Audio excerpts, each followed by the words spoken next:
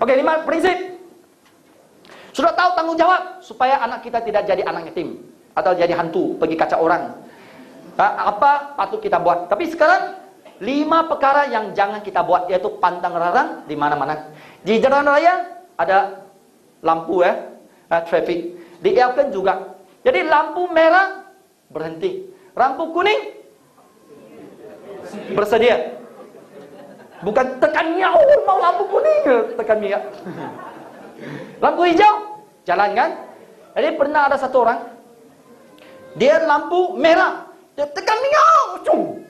Polis traffic nampak, tahan dia, berhenti di sana. Mengapa you laju, you tak nampak lampu merah kah? Ayah bos, tuan, sorry, saya tak nampak. Bukan saya tak nampak lampu merah, saya tak nampak tuan di sini. Betul? Apa yang kena? Saman saja kena bayar. Dielkan juga. Banyak peraturan jangan Anda langgar. Langgar tidak apa? Kena saman, kena bayar. Kita terima akibat dia lah kan? Kena hukuman dia. Jangan kita buat yang salah. Jadi yang pertama, bincangkan asal-usul, asal yang baik, ide yang bagus dengan apply terlebih dahulu. Terutama orang yang ada pengalaman direct selling yang lain. Mungkin Anda adalah seorang yang ada pangkat tinggi. Ada, cara ni tak payahlah, tak payah Fahri, tak payah ni. Saya ada cara yang lebih baik. Internet. Atau kita buka kedai di pasar malam. Kita buka kedai di Carrefour. Atau Mid Valley. Lagi cepat. Atau home party. Oh, ada kenduri pergi sana, satu kali tangkap semua. Bukan tangkap semua, sendiri kena tangkap. Jadi itu cara bagus idea, tetapi kena bincang dulu. Sebab apply ada pengalaman. Supaya Anda tak buat silap. Terutama ada orang yang pangkat tinggi, sudah naik manager, ASM, DCM. Dia mungkin rasa saya lebih pandai dari apply saya. Saya tak mau tanya lagi. Setuju dia ada orang begitu. Contoh anak kita. Dulu di rumah, ibu yang cakap, ayah yang cakap. Bila pergi sekolah, cikgu yang cakap, ayah you salah. Oh, salah. Bila keluar kerja, bos yang cakap. Bila sudah lama, saya yang cakap. Egoism. Tidak akan dengar orang cakap lagi. Jadi biasanya leader sama apply gaduh. Salah satu ini. Ini prinsip yang pertama.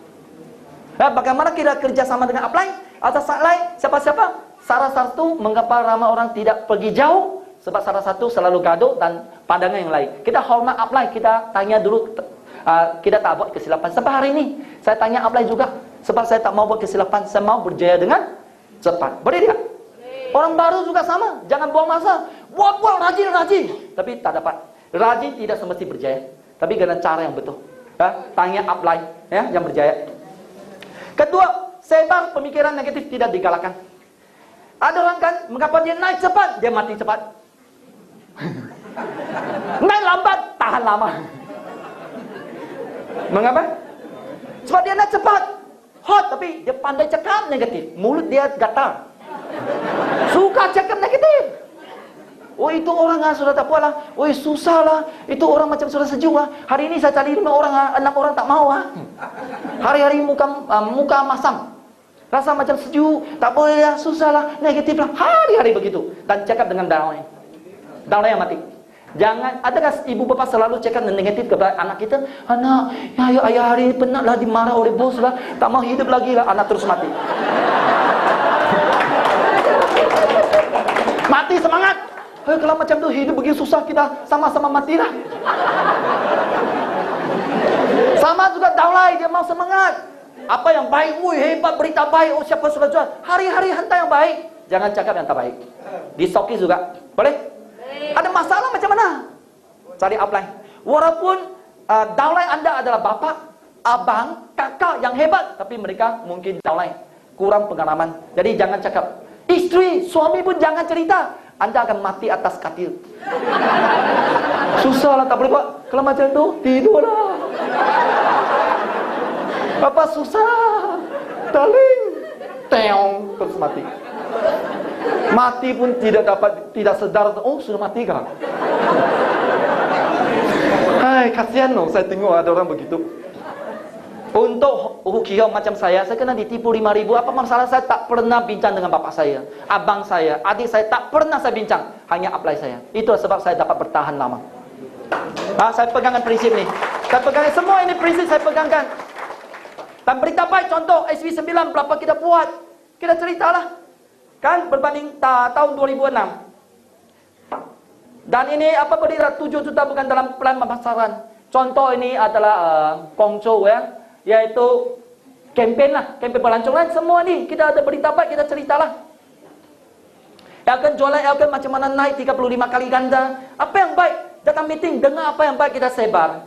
Yang SV1 kita mencapai 43 juta ringgit Malaysia. Jadi lebih tinggi pecah rekod SV3 yang dulu. Jumlah jualan 36 bulan yang dulu 3 tahun. Jadi jualan Elkan meningkat. Surat khabar kita sebarlah, internet lah, kita prostate apa-apa saja supaya memberi keyakinan kepada downline. Supaya kita memiliki keyakinan atau harapan, ada masa depan untuk anak kita. Apa yang kita fikir anak kita, apa yang kita fikir kepada kita downline juga. Terutama pasaran bahasa Melayu, pendapatan pemimpin pasaran Melayu sekarang pecah rekod. Ada sekurang-kurang 50 orang, pelori pendapatan 5 angka. Ada yang sudah capai 60,000 satu bulan, beri tepukan. Dan ini plan lah. Ia akan melabur 2 juta untuk majukan sistem MFM. Ia akan melabur 2 juta untuk perbarui hardware komputer. Ia akan melabur 40 juta untuk bina kilang dan gudang baru. Ia akan melabur 40 juta untuk Dewan Pameran Besar. Sulawesi Platinum Hall. Ia akan melabur 80 juta untuk pusat latihan pengedar. Jadi inilah Platinum Hall. Ada pergi kan? Sebelah sana. Kita paling untung lah. Kalau orang yang jauh daripada KL, tak dapat borrow power. Tapi sini orang KL semua dapat borrow power. Dan berita baik Rizal. Macam mana orang pesakit stroke dapat berjaya. Apa saya kira dengar dari Chong Lai Kiong lah siapa-siapa. Ambil gambar, kita sebar. Jadi macam mana perasaan? Wih, semangat berkobar-kobar. Ya, diakan bukan 100 meter. Diakan adalah maraton. Berapa jauh kita dapat pergi, itulah menentukan kita berjaya. Ya, semangat. Kita perlukan sesuatu yang positif. Oke, boleh ya? Boleh negatif, tapi dengan upline. Biarlah upline mati. Jangan matikan downline. Tapi upline semua kuat, tahan kuat. Marilah semua cabaran. Okey, ketiga, tidak menjelaskan hubungan di antara upline, downline dan sideline. Ya, walaupun sideline jangan cerita negatif. Downline positif, sideline negatif susah, tak boleh buat. Terus mati. Okey, cepat-cepat masuk saya biar dapat. You biar upline yang jauh lah, tak boleh buat lah, you ikut saya. Banyak orang tadi yang begini, tapi dia akan kenal lah. Sama juga you biar downline pun tidak akan pergi jauh. Kita sama-sama baik budaya, saling bekerjasama ya. Okey. Apa yang kita cerita di sini? 3 perkara yang tidak akan dicerita, yaitu isu politik, isu agama, isu gosip. 3 ini perkara yang sensitif, jangan bawa ke sini sebab ini adalah perniagaan. Mengapa tidak? Satu, agama, setiap orang agama lain kan? Jadi ada had kan, oh ini agama saya boleh buat elken. Jadi agama lain tak boleh buat elken. Jadi tidak akan berkembang besar. Semua agama boleh masuk. Tak cerita. Jadi semua boleh masuklah. Kadang-kadang kita home party sama yang Kristian, dia kata, oh you kena haleluya boleh masuk. Haleluya. Macam tu tak boleh buat. Kalau you biar downline Omitofo macam mana? Tak boleh. Jadi kalau semua orang tak cerita agama, semua boleh masuk. Jadi dia akan besar pergi mana-mana. Sebab bisnes ini besar. Kedua, politik. You ini pembangkang atau ini BN? You undi siapa? Oh iya, tak boleh. Kalau semua orang masuk, pembangkang BN semua masuk, berkembang besar. Kan? Sebab kita kena faham mengapa. Bukan kita tak cerita, bukan kita tak ambil berat tentang politik negara, tidak. Tetapi kita tidak menggalakkan ini sesuatu yang sensitif menghalang kita berjaya. Ketiga, gosip jangan ya. Oh, itu perempuan selalu bersama dia berhempati. Candlelight night dinner. Oh, ini downline sangat cantik. Oh, sudah selalu bawa dia pergi home party. Oh, ini dia sudah kahwin. Kalau dia tak kahwin sama dia, ngamlah dijodohkan. Sampailah buat sesuatu yang tak baik. Oh, itu saya rasa tak betul lah dia. Mengapa? Dia kata dia makan doktor diet dan sebenarnya tidak. Dia ini guna produk lain, buat sesuatu yang tak baik, memburuk-burukkan orang lain. Jangan. Jadi menjadi satu tegang lah. Tapi kita mengelakkan 3 ini, hubungan dia menjadi baik. Ada orang kan telefon Upline, datanglah tolong saya buang mati. Jam berapa sekarang? Jam 3 pagi. You tak keluar kan? Saya tak mau buat kan? Mengugut. Saya warning you dia tak keluar jam 3 minum kopi Setelah saya punya hati susah, saya baru putus cinta, dia datang, sayang saya. Jam 3 pagi. Ada orang buat begitu? Siapa makan cili, dia rasa pedas.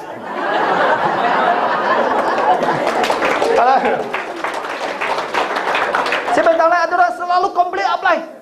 Orang yang selalu tengok upline saya tak tolong ni. Komplain upline menjadi tegang. Jadi kita mesti harmoni. Ingat, harmoni bawa menjadi satu productivity ya. Harmoni. Okey. Yang keempat, jangan pinjam, jangan utang. Macam mana? Mengapa ada orang naik cepat, mati cepat? Dia bagi utang. Ambil dulu. Kan, ambil dulu. Bayar belakang. Oh, dia dapat bonus 2,000 ringgit, tapi utang 8,000. Dia kan mana boleh buat? Tengok saya rugi. Cara dia buat salah. Kan? Bukan. Ya kan? Tak betul kan? Dia bagi utang. Jangan, biarlah tunai. Jangan utang. Biarlah tak jadi bisnes, tapi jangan utang. Itulah sebab bisnes Elken. Contoh Penitan dia orang insurans. Mengapa dia buat Elken? Dia kata, sebab Elken semua pendapatan bersih. Tak payah bayar downline. Tak payah utang. Itu salah satu yang terbaik. Bila makan, semua bayar sendiri. Kalau di insurans, kami kena bayar untuk downline. Semua downline suruh makan, semua lari. Tengok upline, you bayar. Okey, kalau saya ada, saya bayar. Kalau saya tak ada, Sengok Im bayar. Kalau Sengok tak ada, Alif bayar. Kalau you biar downline 2 orang, okey lah. Kalau 50 orang, Mama stop pun tutup. Kita dapat 2,000, semua kena bayar kan, makan. Kalau semua orang makan masing-masing, roti canai, tak ada tekanan. Kan? Kalau tidak downline kita dapat, you kena belanja downline makanan. Semua pingsan. Pekerja kilang macam mana belanja downline makan. Setuju dia? Jangan kita buat begitu. Kita kena faham, jangan kita kata jutawan kedekut. Bukan kedekut, tapi sayang downline, kan? Kedua, bila beri VCD, beri tiket, kena bayar dengan tunai. Apply pinjam dululah, belakang bayar. You biar downline pun ikutlah. Mangkisi? Mangki duit, pandai semua ni. Boleh tak? Makanlah, tiketlah semua. Kecuali birthday. Kecuali kenduri, jangan bayar masing-masing lah. Ada orang bayar masing-masing juga, kenduri kahwin. Nanti itu orang tuan rumah marah. Yang kelima, mengapa orang naik cepat, mati cepat? Sebab hubungan yang tidak sehat. Ini sangat penting ya. Mengapa? Mula-mula sama isteri pergi buat home party. Lepas tu bagi isteri, you duduk di rumah, saya pergi buat home party. Bila saudara pakai home party di mana? Di rumah, di tepi pantai, di hotel, candlelight night dinner. Carilah mana downline yang cantik, seksi, bentuk badan 30i, 24, 30. Jadi satu hari nanti orang datang sini macam bawa parang. Takut, suami handsome lah datang sini, takutlah banyak ini orang apa? Main kayu tiga. Atau apa? Main kayu tiga betul? Saya takut saya salah bahasa. Tengok saya isteri pun takut saya. Bukan saya handsome, tetapi saya bergaya sikit juga kan. Saya pergi mana pun dia rasa tenang hati sebab dia kan tak boleh. Isteri datang juga, anak perempuan orang lain. Kadang kita punya anak perempuan datang pun kita tak risau. Tengah malam, belum balik lagi jam 10, kena telefon lapor polis lah. Yang kan bisnes bahaya tau. Kalau semua orang tak buat begini, semua hormat antara satu sama lain macam mana Elken? Perniagaan dia berkembang besar kan? Saya pernah nampak ada leader, ya, bukan Elken saja. Kalau Elken dia buat begitu, dia pun akan runtuh atau hancur rangkaian dia. Sebab orang tidak percaya dia lagi. Sebab apa? Dia ambil peluang, ya. Jadi jangan kita buat begitu. Sebab kita akan dihormati bukan wang saja, pangkat dan nama baik. Kita orang lain percaya kita akan buat sesuatu yang baiklah. Jadi ini 5 perkara penting inilah. Tak kira dia orang baru atau pemimpin kalau dia tak ikut akan hancur, jatuh jugalah. Jangan kita hairan mengapa dia tidak pergi jauh. Okey.